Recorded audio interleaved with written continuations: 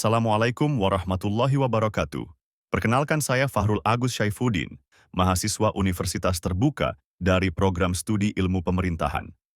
Pada video ini saya buat untuk tugas mata kuliah Manajemen Pelayanan Publik dengan menjelaskan solusi inovatif terkait pelayanan ambulans di bidang pemadam kebakaran Satuan Polisi Pamong Praja Kabupaten Sanggau.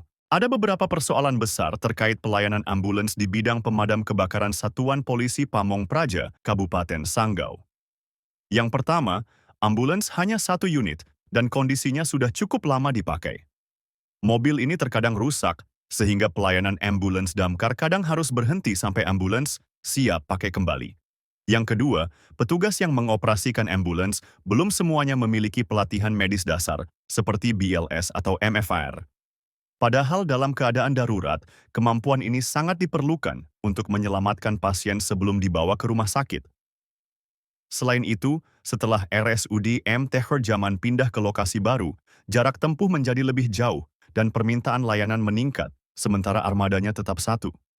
Inilah yang menyebabkan pelayanan ambulans belum mampu menjawab kebutuhan masyarakat secara optimal. Dalam menganalisis persoalan ini, saya mengacu pada beberapa teori pelayanan publik.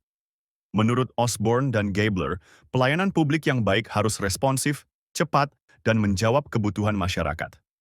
Kemudian Duyanto menjelaskan bahwa kualitas pelayanan biasanya dipengaruhi oleh tiga hal: SDM, sarana prasarana, dan kelembagaan.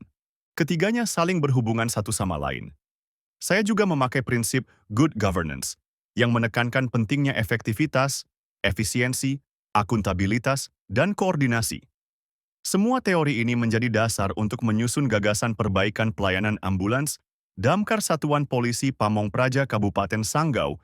Dari analisis yang saya buat sebelumnya, saya mengusulkan solusi inovatif berupa pembentukan unit layanan ambulans terpadu, ULAT.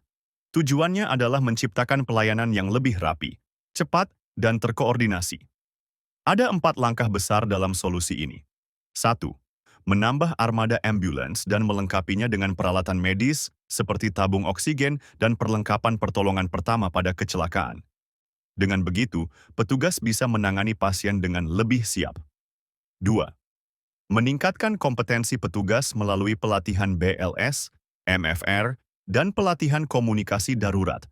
Petugas akan lebih siap menghadapi kondisi kritis di lapangan. 3. Menyusun SOP dan sistem pencatatan digital agar pelayanan lebih tertata dan dapat dievaluasi secara berkala. Solusi ULAT ini bukan hanya fokus pada armada, tetapi juga mengatur cara kerja, koordinasi, dan profesionalisme petugas. Untuk menjalankan solusi ULAT secara efektif, tentu diperlukan strategi yang jelas dan realistis. Pertama, perlu dilakukan koordinasi dengan beberapa instansi, seperti Damkar Satuan Polisi Pamong Praja, Dinas Kesehatan, RSUD, dan Dinas Kominfo. Semua pihak harus terlibat agar sistemnya bisa saling terhubung. Kedua, pemerintah daerah perlu menyusun regulasi atau dasar hukum, misalnya SK pembentukan unit, pembagian tugas, dan penganggaran. Ketiga, dilakukan uji coba operasional. Dengan masa uji coba, kita bisa melihat apakah sistemnya sudah berjalan baik atau masih perlu disesuaikan. Keempat, harus ada evaluasi rutin. Evaluasi dapat dilakukan dengan melihat catatan pelayanan, waktu respon, serta masukan dari masyarakat. Dari situ, pemerintah bisa memperbaiki kekurangan dan mempertahankan hal-hal yang sudah baik. Kalau solusi ini dijalankan dengan benar dan konsisten, ada banyak dampak positif yang bisa dirasakan masyarakat, seperti pelayanan lebih cepat karena armada lebih siap, kualitas penanganan pasien meningkat, koordinasi antar instansi lebih teratur, masyarakat merasa lebih aman dan percaya terhadap layanan pemerintah. Pada akhirnya, peningkatan pelayanan ambulans ini akan membantu mewujudkan pelayanan publik yang lebih profesional dan humanis.